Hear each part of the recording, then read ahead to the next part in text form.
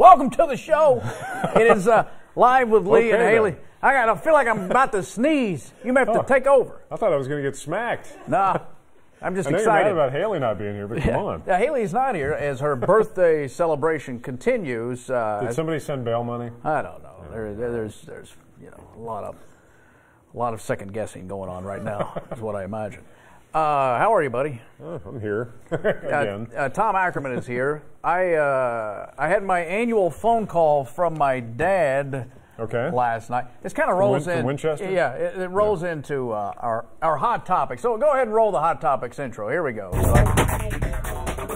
Hot topic. Yeah, we didn't have that yesterday. Yeah, we didn't have any sound. Our voices are back. But every year since the NCAA has started this, I get a phone call from my dad. Your dad. Jesse, you'll appreciate this. I don't know how he forgets this. Every year he calls me, he says, Lee, are you watching this game? And I go, yes or no, whatever I'm doing. Yeah. Well, if it's Kentucky, obviously yes. Yeah. These announcers are horrible. I don't know why they let these guys on there that are that biased. Oh, he's watching the team cast? Every year. He ends up on the team cast, and I go, Dad, it's you go to Jim Nance and do that. Don't every year. It's like 7 years in a row now. That got me with one of the Final Four games. Once, right? Yeah, once, just not once. 7 in a Going, row. why are they not talking about the other team? I finally realized, it's the home that's what's cast. happening. Yeah. That'll get you. Anyway. So he figured it out. Well, yeah, because I tell him, God, he goes, oh, okay, all right, thanks. Every year. Well, that's good. It's our ritual. So you know now, Villanova, how about this? How about this? They defeated Michigan last night in San Antonio. Early in the game, Michigan seemed to crack the code of Villanova's historic offense. Villanova's offense wins the championship, though, to a 79-62 victory over Michigan, becoming the fourth school in over 40 years to win 2 titles in 3 seasons. Wow. How about Jay Wright? Hello. Villanova won every game in the tournament by double digits. They rolled. The city of brotherly love has won both the Super Bowl and now an NCAA men's basketball trophy in the same calendar year. So old Wagner couldn't pull it out, huh? Right. No, the big German. Yeah, he was killing it in the game before, but oh well. I didn't have a dog in that fight. Well, so. I didn't either, really. So I mean, we do an illegal pool here, as you know, with our bookie Sam Gordon. I don't want to throw his name out there just in case the IRS is watching, but. It's legal.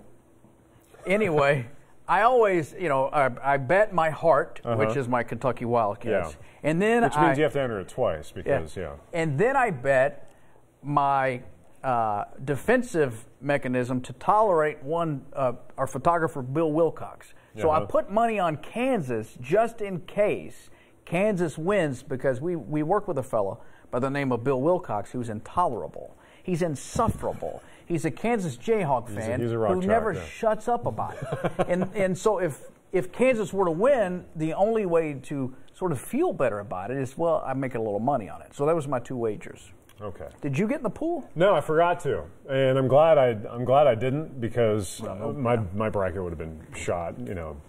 I was kind of high on Virginia there, and they got beat by a community college. So, yeah. That's fun, though. That's what makes that tournament so great. Yeah. There's nothing better in sports. In my opinion, there's nothing better. I know people love the NBA because of the athleticism of the high-profile guys, and sure, they're the best at what they do. But the most fun is that one-and-done situation where all it takes is one little bit of magic, and everything can change. Especially if you get that clinched 3-point shot at the end of the game. It just makes it almost sublime. We saw that with the girls. That was awesome. Sticking on the sports theme, teen baseball player in Tennessee is getting a lot of attention after a video of him went on crazy. Twitter and went viral. 15-year-old Luke Terry playing the game with only his left arm. Yeah, it took me a minute to figure out because people were tweeting this and going, oh, this is crazy. I'm like, well, what? He does it so nonchalantly, you don't realize what's happening until you watch. Yeah. He's only got one arm. He had it amputated when he was a baby. The video caught the attention of major league legends, including Chipper Jones and Deion Sanders. He also works as an umpire for a youth baseball match, so that's really cool. Yeah. Overcoming it and just doing it. It's a great story, yeah, and he's blowing up on social media right now. Yeah, look at that. He's famous. Well, a same-sex dating app, Grindr, admits to allowing third parties to view HIV status of its users. What? They said its customers were not obligated to supply the information. Grindr acknowledged information on users' HIV status. Those include the date they were last tested, and was shared with 2 companies, which were paid to monitor and analyze how the app was being used. Grindr says information was not shared with any advertisers. The dating site has since stopped sharing that information. We have to come to some sort of understanding. If you put any information out there, yeah, I agree. Nobody's going to guarantee your privacy. Well, this is what I tell my kids all the time, because they're the generation where everything's online, and you just got to be so cautious. Right. I said anything you put out there, you're not going to get back again. It immediately becomes not yours. So it's a whole nother worry that our parents didn't have to worry about. You got girls, for crying out loud. I'd just be throwing punches day and night.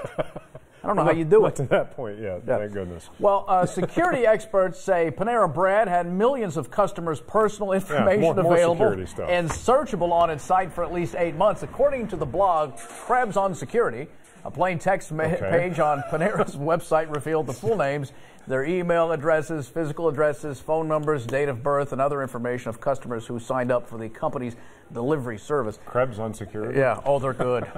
The blog initially placed the number of customers potentially affected by the leak at higher than 7 million and later pegged it at 37 million. Panera's chief information officer called the issue resolved and said that the leaks affected fewer than 10,000 consumers. And, we just had that story the other day about how millennials are going to all credit and hardly ever use cash anymore. Right. I'm not a millennial, I'm Gen X, but I'm thinking about going to strictly cash. I go the other way. Nothing but singles. Who doesn't have your data at this point? Yeah, no, I agree. Singles. Don't tell me. I won't do it. But I prefer it anyway. I feel like there's value in it. If people get in the habit, if you use the credit card so much, you don't really appreciate what you're purchasing or the value of it as to when you have that tactile, tangible evidence. True, yeah. There goes the money. It leaves me, and I earned that. Well, there's that aspect to it, and then there's just the rampant identity theft and information theft. For a lot of trouble. All right. Well, hey, in March, TV anchors and stations across the U.S. began reading from an identical script. I'm sure you've seen this. Passed to their owner, Sinclair Broadcast Group. Here you can hear it, and you can find it online all over the place. They're all basically just reading the same thing. And it angered media journalists, watchdogs who had been watching Sinclair for its ties to President Trump. They didn't receive attention until this past weekend. I think it may have been BuzzFeed that just kind of strung them all together. Right. So edited all this, yeah. It's not good. That's that montage you saw. Here's the thing about that, though, and I don't know how you feel about it exactly, but that's been going on forever. So it may not be lockstep from one corporate entity, but you can go watch national news organizations, and they take almost verbatim from either the Democrat National Committee, or if it's Fox News, maybe the Republican Committee. Investigative journalism, unfortunately, has gone away. And I think Sinclair was trying to make a statement. They're like, well, we want to do this on our own and do our due diligence, and they're getting beat up for it. But you have to be sort of vigilant and figure it out for yourself. You have to go to different sources now to be, I think, fully vested and understand exactly what's going on in the world. If you rely on one source, you're going to get duped. So you got to figure it out for yourself. I'm sorry, but I think we've kind of got away from any sort of true objectivity in a lot of places, especially when it comes to politics. So people that are getting upset have their own bias. So says Lee. Thank you. I think we're out of time. Are we? Yeah. All right. Or we're at 0. Is that what that means? Well, firefighters rescue a man after he got stuck while trying to record a viral video. The man tossed a GoPro camera into the air to capture the perfect shot. The camera landed on the roof of the building. So then I guess they climb up to get the camera, and it gets stuck, and crews used an elevated platform to get him down. That sounds like an adventure for somebody's dad right there. Yeah, that's a mess. Sure anyway. Is. Good gravy. Good job, buddy. Well, all right. Well, recently, sorry, I dropped something important, I think. Recently,